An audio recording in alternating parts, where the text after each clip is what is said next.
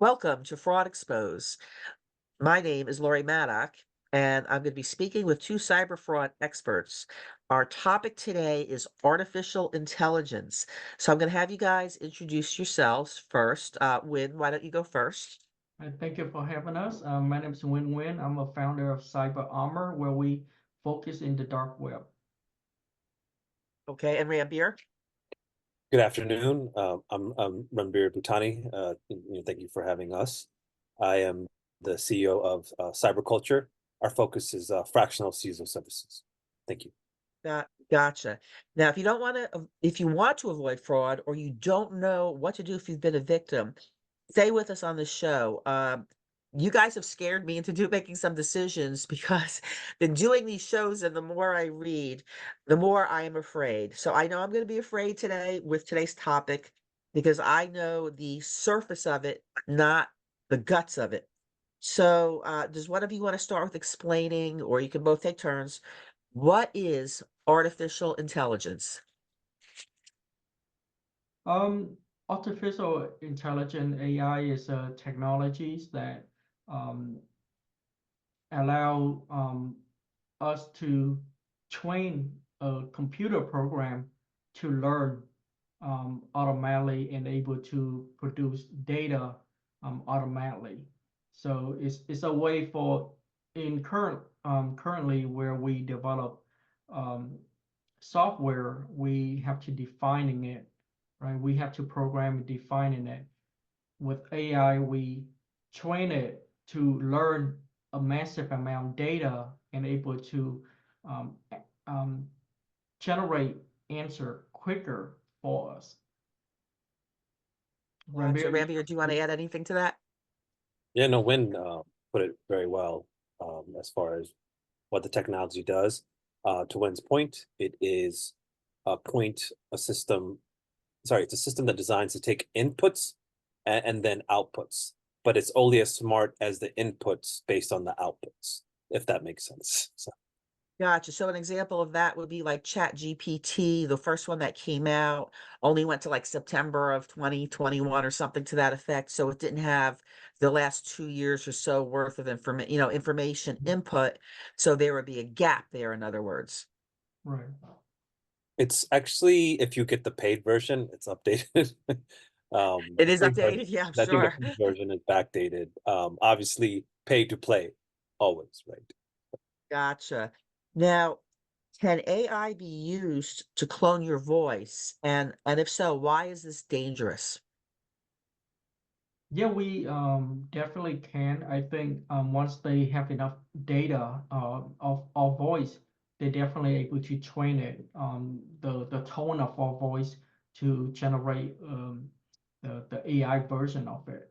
So definitely, I believe that's going to be the future near, where cyber criminal able to clone our voice and impersonating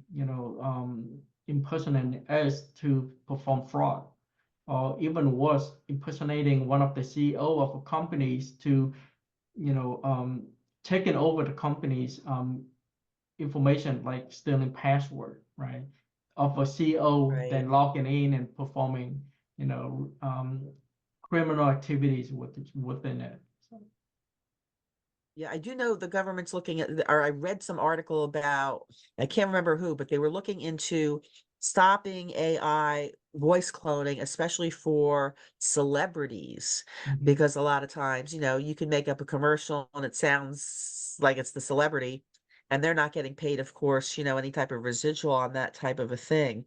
Um, I do know for myself when I had an issue and I called one of my credit card companies and they said, "Oh, thank you for using voice print." And I said to the guy, "Wait a minute, you can clone people's voices now. So how do you really know it's me you're talking to?" And the guy was like, I don't know. Well, that's not really, good enough security right now. Um, can artificial intelligence, can it be used in things like tax fraud, healthcare fraud, credit card fraud? Maybe give some examples. Um, depend on the type of fraud it is, or specific attacks. It wouldn't be able to like filing for example, tax, right? You have to submitting the information. So potentially, the using AI to um, capture the victims, the target to capture their information for you to for the criminal to use the information like the address, the social security's information, or the financial information to submit it for the tax, but they wouldn't be able to um, using AI to attack it directly. Gotcha. I want to tell you guys a quick little story, and there has to be AI in this particular story. So I have a family member who received from her pharmacy through her insurance um, a letter from that company, the one that does her pharmaceuticals, and apparently it was that they were trying to deliver medications under her name to someone in another state. But Mhm. here's what's odd. The medications weren't hers. They were mine, and we don't have the same last name. So is there a way with artificial intelligence, that's the only thing I could think of, that somehow, somewhere, they have found we're affiliated, maybe through emails, I don't know. But would that be a possible example of healthcare fraud? You know, like pharmaceutical fraud? Yeah, for that use case, I don't think you would need AI for that. You can a lot of the data a breach out there where your information would be publicly available in the dark web, right? So hacker would be able to leverage that to performing that attack through the healthcare or getting the medicine from there. Ranbir, do you All have right, any well, input? Yeah, no, it's interesting. Like it doesn't AI, yes, AI obviously it's being used for unethical practices via voice, but it's not perfective because I have gotten calls like I don't want to say this, but there's I guess you would say like for a place that supports, let's say, National Volunteers of Firefighters Association, the voice sounds just like a cop. Like even you could just say, hey, like you could try to talk to it yeah. like a human, but it's only going to respond to key words of what it, again, inputs based on outputs. And then like literally it kept calling me like every day. And then finally I was like, okay, well, please take me off the list. And then they take you off the list. And obviously, and then there was another one that sounds like, I mean, it did sound like even more, you couldn't tell, but you have to really listen and watch out for cues, because let's say it's not responding, let's say like we're having this podcast as like a normal human conversation. So these are things to watch out for. But going back to like, let's say healthcare industry, or getting your information stolen to order medications or that of nature, right? Obviously all they need is your identity, like your social security number, where like simple things like that. Even your driver license number somehow ended up in the wrong hands, so it's not necessarily AI related, if that makes sense. Right, but you have companies that aggregate data from different sources. So for example, here in Florida, if you're a registered voter, they automatically list, if you Google yourself, it lists your name, your address, and your date of birth. It doesn't list your social, but then there are these services, like if you Google your name at the bottom, white pages or whatever services they're named, and they aggregate this data and it's not always right. And you have to fight to get yourself off of those lists, but they still have your data and they're still selling that data. So I find that to be scary. I find that to be pretty scary. Well, you Um, got you got to your point, you got to protect yourself. Again, I know then you're they'll not, remove you. well, They won't remove you, well, yeah, Rambier, no, unless you, yeah, of yeah. course, that's fine, but protect yourself first, right? Get so for example, get an identity protection. I mean, yes, some of the solutions out there you're not maybe totally in agreement with, but at least if somebody opens up a new trade line or a credit in your name right away, you can take care of that and resolve it and Oh, contact the sure. financial institution that you've never opened this, and they can immediately put a block on that, right? And then Yeah. obviously it before it goes into your credit as like then you have to reach out to Equifax, TransUnion. So like getting those type of notifications is the most, so you connect it to all your financial accounts. So it puts you at ease because now you're getting alerted if somebody opens an account and they took your social and all that, but you can take care of it right away. I know this is your expertise as well. So Yes. that's one sense of relief. The other components are, and we can talk about it more, but like you could put protections on your device as when his phone is probably incognito, you can't find it. And there's Oh, I ways to need do one of it. those. Yeah, that I need. That I definitely need that Well, because yeah, you know, Google, we can, yeah, of course, we can yeah, recommend. we could talk about that, but you know, basically, you are tracked. You are tracked. My phone knows what TV shows. I don't watch a lot of TV, but now when I run through my video feed, it's playing clips from the 2 or 3 shows that I do watch. Everything knows exactly what you're doing, and I don't care what brand they are. I think they all talk to themselves, in their own Unless you encrypt language. the data, unless you encrypt the data on your phone. I mean, again, we don't have to further elaborate, but there's ways to do that. So they can't track you. Like no matter what you surf, where you go, it won't be tracking you anymore because your data is all I encrypted, right? Okay, I want to do a show on that upcoming because I Absolutely. want This to is not, just the very right. I want to not be trackable to everybody. I do use a GPS app that my husband and I can see the other where they're at because I think that's important in case of an emergency. But yeah, I mean, Google pretty much every month lists you have been to these places, and it gives you a list of all the places, and it's like, why do I need a list of all the You can places? turn And you if can there's turn off location services too. There's a lot. yeah, I mean, we can have a completely separate podcast separate on show on that. Yep. providing these recommendations. Win can probably even add additional layers, like where like they can never find you, even if you had, let's say, your device location on.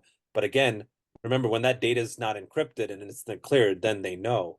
Versus if it's encrypted, they wouldn't be able to really find you. If that makes sense. I gotcha. That's interesting to know. Now, how do companies, you guys are businesses, uh, how do companies attempt to determine artificial intelligence fraud? I assume there must be some internal systems that try to do that, but I also assume, it's sort of like the bad guys always have the better guns than the sheriffs do. So, how the companies try to determine the AI fraud? What are their markers for that? Um, I there's not a lot of um, AI fraud occur currently because the technology is still very new. Um, However, like companies still they start using AI to learn a lot of the activities of all transaction activities where they able to determine whether it's a fraudulent type of transaction or not. Like currently AI fraudsters using AI primarily in the development of the attack. So like they craft using AI like ChatGPT to craft an email to send to the victims, right? They also able to create code, a malware, or virus automatically, and that's a way for them to initially attack. But from what we observed so far, there haven't any um, attack of fraudulent activities that tie directly to AI yet. Okay. Now, facial recognition can that be used to determine AI fraud? And for the show, what I had mentioned was my husband and we have a friend that they bear a resemblance. They don't look exactly alike. But when Facebook used to allow tagging by facial recognition, which I opted out of at the time, uh, our friend didn't, my husband didn't. And so every time I would post a picture of my husband, it would tag the friend and vice versa. Now, I'm going to assume since it was a few years back that facial recognition has gotten better. But is that something that can also be used to determine if there's AI fraud? Um, not AI fraud, but is the technologies is to identify image recognition or image matching, right? So yeah, definitely in that space, there would and one of the issues that you bring up is potentially fraudster able to um, taking a picture on Facebook and Yes. create a very similar feature of that, and that way they can use that picture to impersonate you in identities, right? So they can leverage your identities, bypassing ID.me, for example, or some of the verification website out there or application out there to bypassing it. So yeah, that's potentially one of the attack method that fraudsters are able to leverage is to clone your image and recreating it to bypass some of this verification. Okay, got it. And then let me ask Ranbir a question.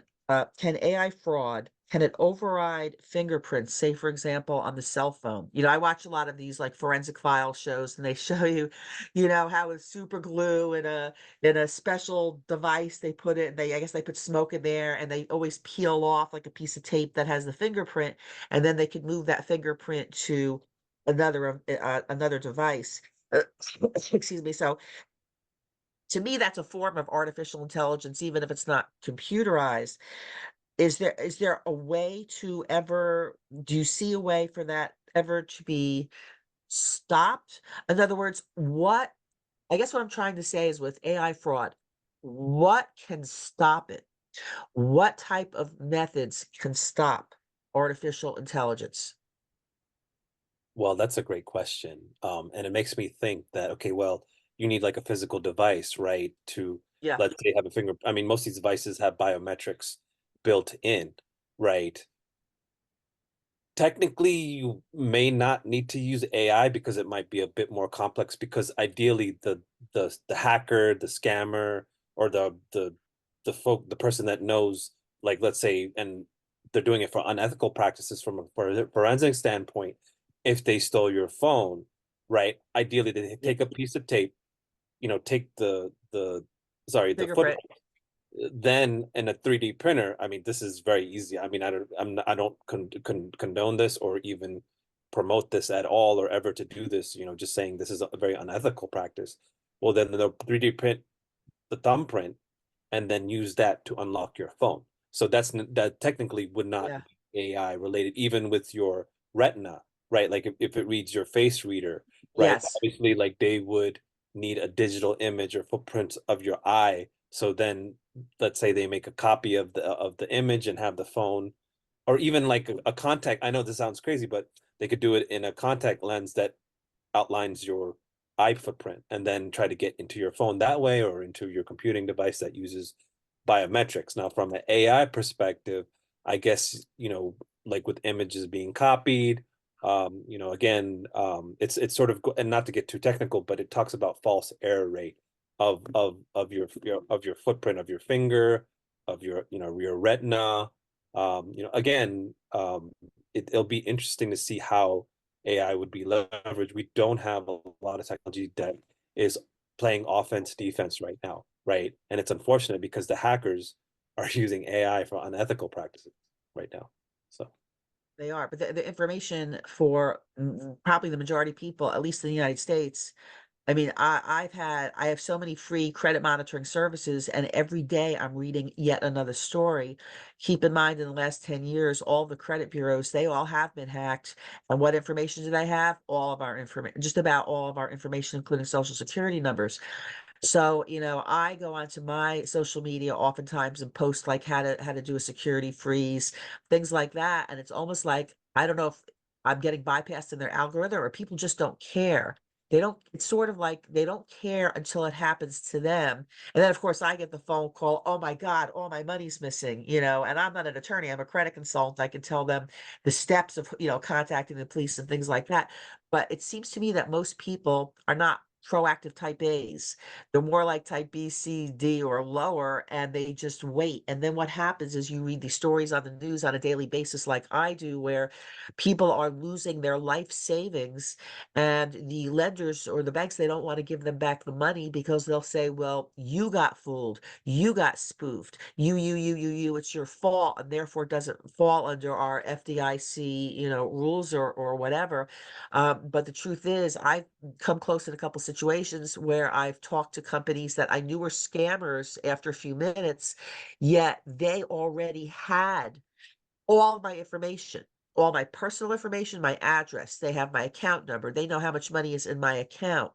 And then when you gotta call the bank, well, let me just tell you, if you gotta call a bank at nighttime after 5 PM here Eastern time, you might get a customer service rep, but they're not gonna get anybody at the bank, and the 2 that I called when we had a situation here with that, they basically just say, "Well, we'll pass the information along to the bank in the morning," and what is happening? At that time, that person's money is being sucked right out of their bank account, so I don't see where the bank's accountability plays into that, because the truth is, in most cases with most banks, it does not.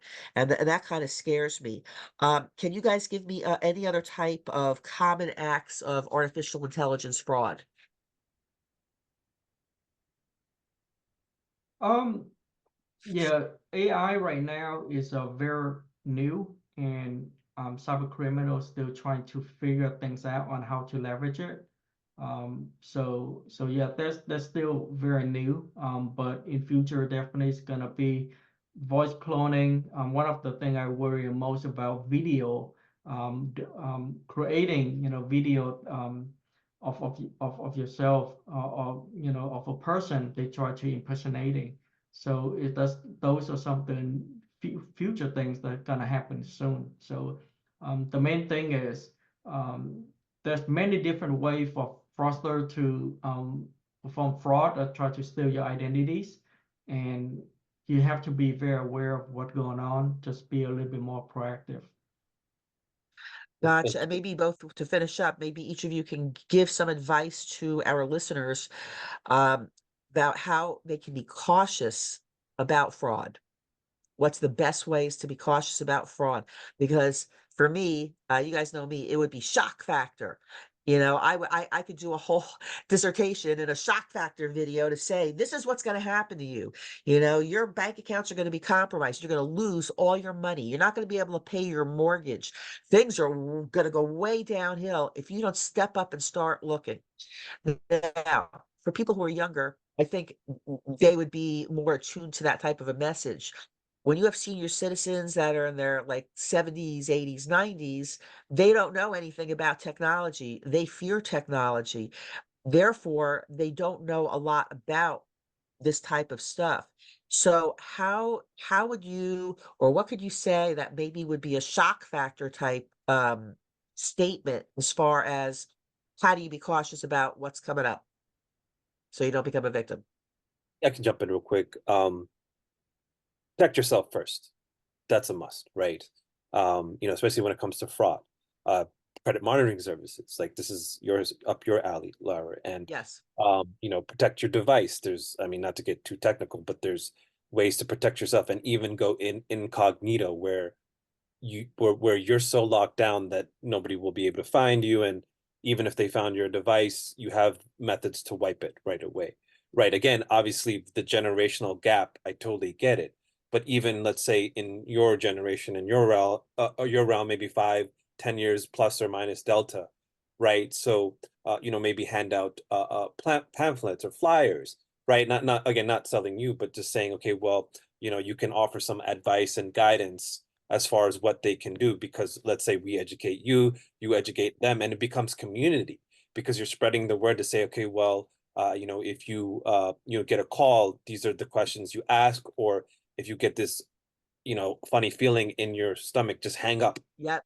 and phone a friend, call Lauer, call, and I'm sure you get calls all the time, but the idea is Yes, that, okay, I do. well, rather than putting the fear-based tactics to them because it scares them even more, okay, well, these are the things that you can do to prevent yourself from fraud, right? Don't put, and Win can and I can this is like, okay, well, companies calling you, give you like a couple $300,000 loan for 1% interest. Wait, in what universe does that exist? There was something fishy about it. They're like, here's a website, put your social security, put your financial information, and boom, now they'll use that information against you, right? But again, once you have those monitoring services and you have those things in place, and going back to this whole AI, to Wynn's point, and I would say that it's still too new to know until we finally get to that point. We're like, oh man, this is a lot more than what we had originally thought, and hopefully, not used for harming humans, but there is some fear there, because you can copy the way people look and the way they talk on a video camera, even using blackmail on you. And because let's say you are of, that's why I never, that's why I always said never advertise like what you have, what you own, because you know you don't know who's talking to who, and that information gets in the wrong hands, and now you become a target. Win and I Exactly. were very reserved in that aspect, right? So, and again, in your generation, because it's like, oh well, I bought this, $100,000 car now. Oh whoa, that person probably has a ton of money in their 401k. Let's go target them. And it's social engineering. That's where it happens, right? And I That's have my friends that do that all the time. They'll list their very expensive cars, and I'm thinking, what are you doing? I mean, in reality, to be safe, if you have kids, you shouldn't even be posting pictures of your kids now, because there are people who do human trafficking. People don't think about all of those Or thoughts. lock down your social media to only your friends to see that. That's it. Or not Well, even like in the terms you can do that, and you can lock down your birthday. Like again, like sure, Facebook you is a can't. good Yep, example. Lock yep, all of that down, like where nobody can connect to you randomly. Like it would have to be a friend, maybe of a friend. You can even lock that down. But to your point, how do you educate those that are of older generations? Not that age matters, but it's important. How do you tell a story? Maybe put it on a pamphlet. Maybe you provide them guidance in doing a screen. Like going. Sometimes maybe you have to go over to the house and show them how to do it. I don't know. So gotcha, gotcha. Any last thoughts, Win? Not just be proactive and just be careful of who you talk to. So I agree. Well, I want to thank our listeners for joining the show, Fraud Expose, and we'll see you again soon. thank you. thank you. Appreciate it.